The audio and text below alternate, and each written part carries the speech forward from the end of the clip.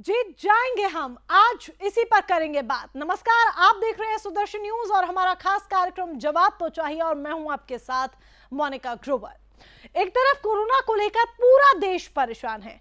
Oxygen की supply कम न होने पाए इसके लिए केंद्र सरकार पूरी प्रयत्नशील है।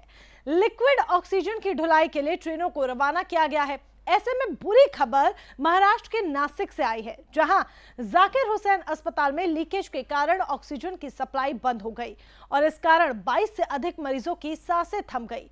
ये लापरवाही थी या फिर हादसा, ये तो जांच का विषय है। लेकिन देश इस समय जिस परिस्थिति से गुजर रहा है, ऐसे में ये लापरवाहियां बर्दाश्त नहीं की जा सकती।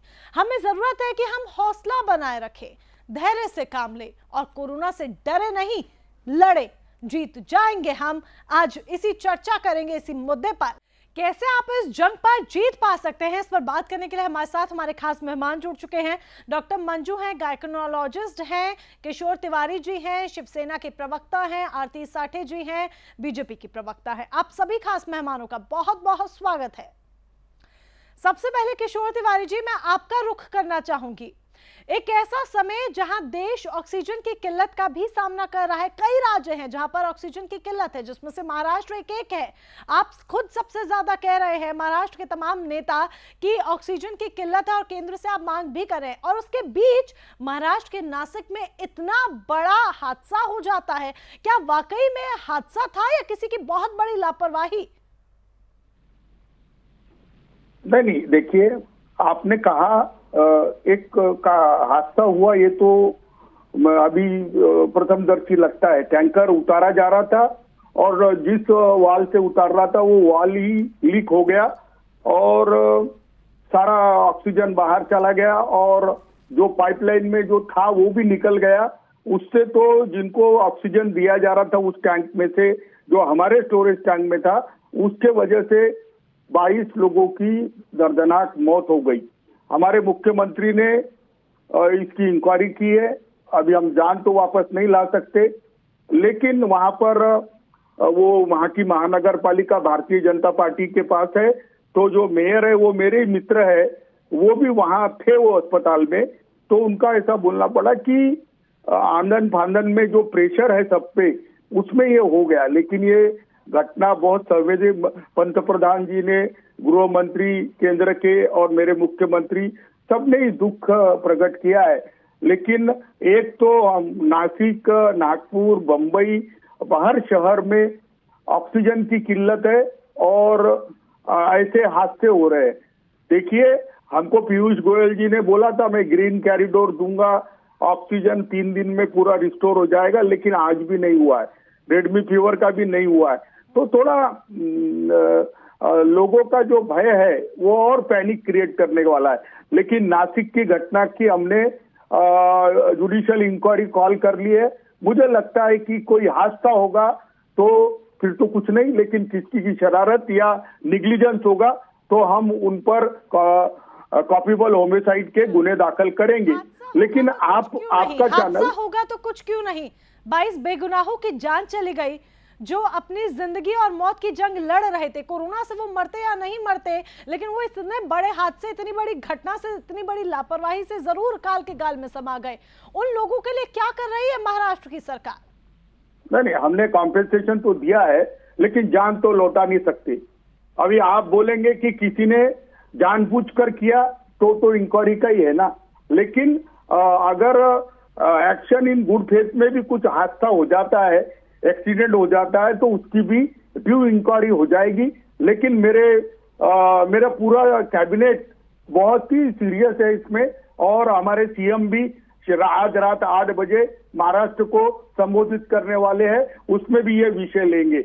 लेकिन हम लोग कोरोना के प्रति बहुत चिंतित है, क्योंकि दररोज महाराष्ट्र में कम से कम 50 से 60 हजार पेशेंट आ रहे हैं और मिनिमम 500 के ऊपर ही डेथ हो रही है। तो अभी हम तो एपिसेंटर बने हैं। आपको नहीं लगता महाराष्ट्र में एक सिचुएशन जो ऑलरेडी पैनिक वाली थी बहुत ज्यादा, क्योंकि कोरोना के मामले लगातार बढ़ रहे हैं महाराष्ट्र में, और ऐसे में ये हादसा हो जाना लोगों के बीच में कहीं ना कहीं और पैनिकनेस क्रिएट करेगा? लोग अस्पतालों में भी अब डरेंगे। नहीं, देखो, अस्पतालों में तो 2-3 हादसे हुए, लेकिन मैं सेफ्टी के बारे में हमको रिलुक करना पड़ेगा, आत्मचिंतन की बहुत जरूरत है, ये भी मैं कबूल करता हूँ। लेकिन अगर मैं बोलूं कि वहां की महानगर पालिका बीजेपी के पास है और पूरा प्रशासन महानगर पालिका का बीजेपी के पास है, तो ये राजनीति हो जाएगी। मुझे राजनीति नहीं करना है, मुझे तो ये सोचना है कि ऐसी घटनाएं बार बार ना हो। हमने सतेज रहना चाहिए। अभी तो एक तो ऑक्सीजन की किल्लत है, दवाइयों की किल्लत है, टीकाकरण बंद पड़ा है और केंद्र से केवल कहा जा रहा है कि हम आपको मदद दे रहे, लेकिन मैं मरने वाले परिवारों के साथ हूं। जो लोग ऑक्सीजन नहीं रहने की वजह से मर रहे वो, और ऐसे हादसे से मर जाना, तो ये तो हमको और पीड़ा देने वाला है। मेरे मुख्यमंत्री भी बहुत ही पीड़ित है और हम भी पीड़ित है। आप हमारी संवेदना को समझो। महाराष्ट्र आज बहुत ही तकलीफ में से जा रहा है। केंद्र ने हमको बहुत ज्यादा निगलेक्ट किया हुआ है। राजनीति, पीयूष गोयल साहब ने जो हमको ट्रेनें दी थी ऑक्सीजन लाने को, वो ट्रेनें अभी तक पहुंची नहीं है और कब पहुंचेगी मुझे भी मालूम नहीं। हमने बोला था एयरलिफ्ट करो, तो राजनाथ सिंह ने अपने लखनऊ में करा दिया, लेकिन यहाँ नहीं कराया। मैं बंबई में भी हालात खराब है, पुणे में भी खराब है, नागपुर में भी खराब है, और सारी चीजें केंद्र ने अपने पास रखी है। तो ऐसा ना हो कि यहाँ पर भाजपा की सरकार नहीं है, इसलिए यहाँ के निर्दोष लोगों को मारा जाए। आपको दिलवा देते हैं कि कहां तक ग्रीन कॉरिडोर के तहत जो ऑक्सीजन की ढुलाई हो रही है वो कहां तक पहुंचा और कब तक महाराष्ट्र में आपको ऑक्सीजन की सप्लाई हो जाएगी, क्योंकि ये प्रधानमंत्री ने अपने संबोधन में भी कहा कि ऑक्सीजन प्रोवाइड करवाई जा रही है और किल्लत नहीं होने देंगे, जब कल उन्होंने राष्ट्र के नाम संबोधन किया था। तो अभी आरती साठे जी हमारे साथ बीजेपी की प्रवक्ता जुड़ी हुई हैं। आरती साठे जी, स्वागत है आपका भी। पहले तो मैं आपकी प्रतिक्रिया जानना चाहूंगी नासिक की पूरी घटना पर, और दूसरा सवाल मेरा आपसे ये, जो किशोर जी ने कहा कि ग्रीन कॉरिडोर के तहत ऑक्सीजन की सप्लाई होनी थी, 3 दिन का वादा किया गया था, लेकिन अभी तक ऑक्सीजन नहीं पहुंची है, क्या करंट सिचुएशन है? जी बिल्कुल, मुझे बहुत खेद हो रहा है कि ये नासिक की जो घटना आज घटी है, अब लापरवाही किसकी हुई है किसकी नहीं हुई है उसकी तो इंक्वायरी चलेगी और बिल्कुल चलनी ही चाहिए। अगर एक क्रिमिनल नेग्लिजेंस हो या एक एक्सीडेंट हो, ये सारी चीजें इंक्वायरी में आ जाएगी और हमने भी as an opposition, effective opposition party, ये इंक्वायरी मांगी है। और जैसे कि अभी शिवसेना के प्रवक्ता ने कहा कि यहाँ राजनीति तो हमें करनी नहीं चाहिए, लेकिन उनका जो वक्तव्य बाद में आया उसमें सिर्फ मुझे एक राजनीति ही दिखी। मुझे पता है कि वो संवेदनशील है इस सारी परिस्थिति में, और हम एक फेडरल स्ट्रक्चर होने के नाते सेंटर स्टेट का जो कोऑपरेशन है उसी स्पिरिट में हम, एक बीजेपी की सरकार सेंटर में होने के कारण वो फेडरल स्पिरिट में ही हम काम कर रहे हैं। महाराष्ट्र को कहीं भी जगह हमने निगलेक्ट किया नहीं है। इनफैक्ट महाराष्ट्र में सबसे ज्यादा फोन कर रहे, पीएम साहब फोन नहीं उठा रहे। आप जब बात कर रहे थे मैं आपको बिल्कुल मैंने इंटरप्ट नहीं किया। मुझे मेरी बात पूरी करने दीजिए, मुझे मेरी बात पूरी करने दीजिए, उसके बाद आपको जो भी कहना है आप कह सकते हैं। आप महाराष्ट्र की जनता के लिए बोलो बेटा। महाराष्ट्र की परिस्थिति हम जानते हैं, उसके बारे में हम संवेदनशील है। हमारे मिनिस्टर्स, इनफैक्ट गडकरी जी ने, फडणवीस जी ने नागपुर में भी एक बड़ा कोविड सेंटर निकाला है। हर चीज में हम आगे महाराष्ट्र की बात कर रहे हैं। और ऐसा नहीं है कि लखनऊ में जा रहा है ऑक्सीजन और गुजरात में जा रहा है ऑक्सीजन और महाराष्ट्र में ऑक्सीजन नहीं आ रहा है, ऐसी चीज नहीं है, बिल्कुल नहीं है। अगर पीयूष जी ने ग्रीन कॉरिडोर की मांग हमारी सुनी है महाराष्ट्र की, तो वो 1-2 दिन में वो ग्रीन कॉरिडोर में से ऑक्सीजन आएगा। मुझे उसके ऊपर अब भी आपके पास देने के लिए अपडेट नहीं है, लेकिन एक बार अगर सेंटर ने प्रॉमिस की है तो centre has kept up it's promise. Constantly saying कि सेंटर ने हमें ये नहीं दिया है, हमें वो नहीं दिया है, महाराष्ट्र को स्टेप मदरली ट्रीटमेंट दी है, ये आई थिंक एक गलत बात है। इसी में राजनीति हो रही है कि दूसरे स्टेट्स को ज्यादा फेवर किया गया है, ऐसा बिल्कुल नहीं है। नासिक में क्यों ये घटना घटी, हम भी कह सकते हैं कि राज्य सरकार तो शिवसेना की है, यहाँ उनके कारण हुआ है। हाँ, भले ही नासिक में म्युनिसिपल कॉर्पोरेशन बीजेपी की हो, लेकिन who is today calling the shots in Maharashtra? The Shiv Sena MVA government is calling the shots. तो हम भी कह सकते हैं लापरवाही है, लेकिन हम कह नहीं रहे, हमको ये कहना नहीं है। क्योंकि आज 22 जाने गई है और वो जान हम कैसे बचाए, हम क्या बैकअप प्लान्स ले, क्या हम बैकअप प्लान्स ले, ऑक्सीजन अगर ऐसे सिचुएशंस में एक्सीडेंट्स हो सकते हैं, डॉक्टर्स मेडिकल सिस्टम पूरी ओवरस्ट्रेन हो गई है, तो हमें विचार विमर्श करके क्या ऐसे सिचुएशंस में हम बैकअप प्लान्स ले, इसके बारे में एक्चुअली विचार करना चाहिए, ना कि सेंटर स्टेट में। क्या है अगर इस तरह की सिचुएशन दोबारा से क्रिएट हो जाती है, कोई लापरवाही होती है, पहली बात तो ये घटना थी, हादसा था या लापरवाही थी, ये जांच का विषय है और जांच उसकी होगी। जिस तरीके से शिवसेना के प्रवक्ता ने हमें आश्वासन दिलाया है कि जांच जरूर होगी और फिर उसके बाद कार्रवाई भी होगी, लेकिन कई अहम सवाल है कि अगर ऐसी घटना दोबारा भी हो सकती है, कोई गारंटी नहीं है, तो बैकअप प्लान्स क्या हैं, इस पर हम चर्चा करेंगे और आपको बताएंगे कि कैसे आप अपनी सावधानियां बरत सकते हैं, कैसे सुरक्षा कर सकते हैं अपनी, और कैसे इस जंग को जीता जा सकता है। कोई प्रॉपर डेट, कोई एस्टिमेट कि कब तक ऑक्सीजन की सप्लाई हो पाएगी, करंट स्टेटस क्या है, उस बाबत जानकारी नहीं मिल पा रही है। देखिए, मैं एक कहना चाहूंगी, अभी लॉजिस्टिकली ये सारा एक बड़ी चीज रहती है, लेकिन जो अपडेट मुझे मिला है कि जो भी 9 सेक्टर्स छोड़ के पूरे भारत में 9 सेक्टर्स छोड़ के बाकी का जो ऑक्सीजन सप्लाई मैन्युफैक्चरिंग सेक्टर को, इंडस्ट्रियल सेक्टर को हम देते हैं, वो सारा हमने अभी बंद कर दिया है, बाकी एक्सेप्शनल वो 9 सेक्टर्स छोड़ के।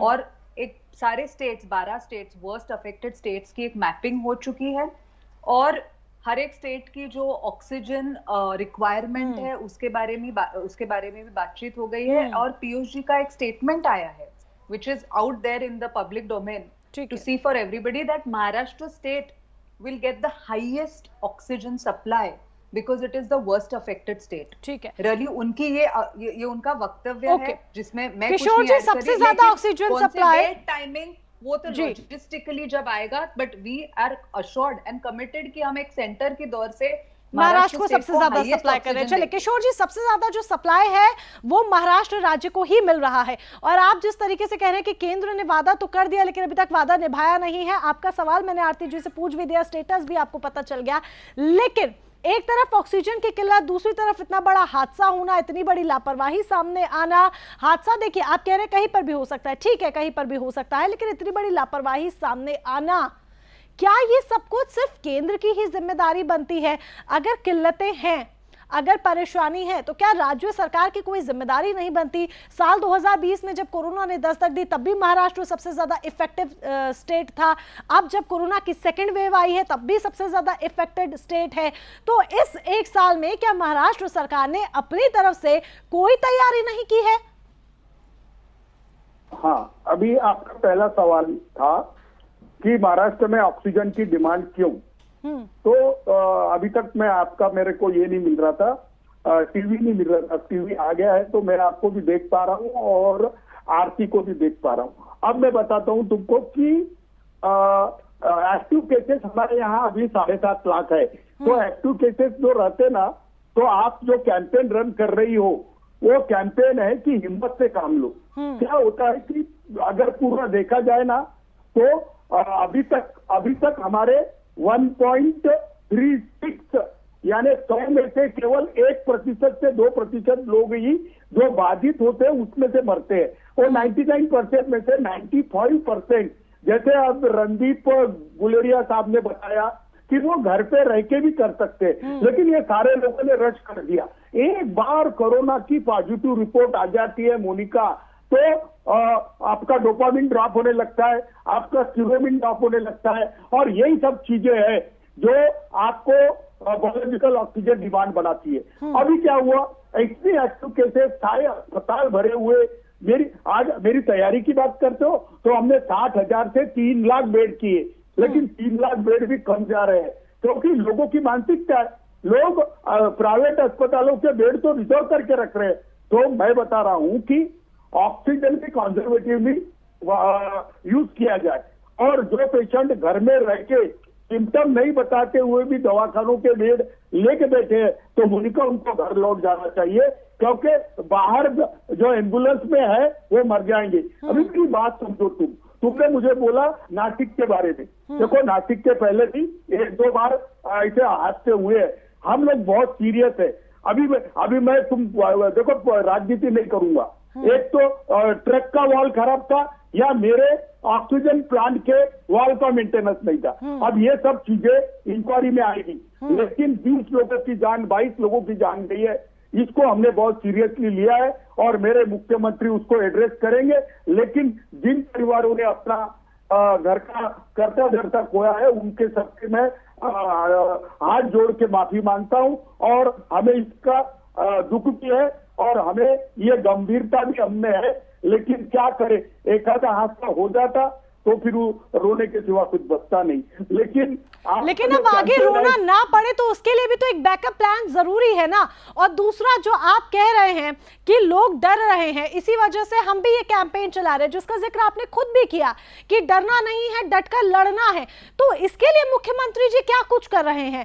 क्या लोगों के अंदर धैर्य बना रहे, लोग डरे नहीं, उनके भीतर से इस डर को, कोरोना नाम के डर को निकालने के लिए क्या आपकी तरफ से कोई कैंपेन नहीं रन किया जा रहा स्टेट गवर्नमेंट की तरफ से? अगर कोई स्टेप्स लिए जाए तो फिर लोगों के भीतर का जो ये डर है कोरोना को लेकर, वो डेफिनेटली दूर होगा।